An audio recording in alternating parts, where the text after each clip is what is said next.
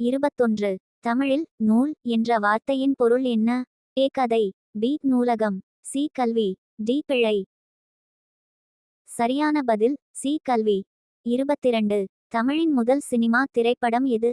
ஏ ராணி Mahalakshmi, B சகோதரன், C காளி, D ராஜா சோழன். சரியான பதில் அ ராணி மகாலட்சுமி.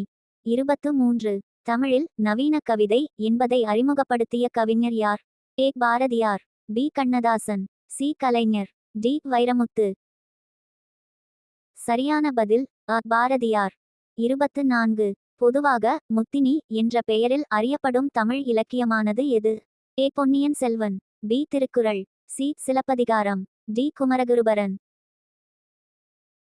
சரியான பதில் சி சிலப்பதிகாரம். 25. கழுகு என்ற தலைப்பில் சிறுகதை எழுதியவர் யார்? A Susheela, B Chandrasekhar, C Shanmugan, D Va Na Tamilselvan. சரியான பதில் டி வ நா தமிழ்செல்வன்.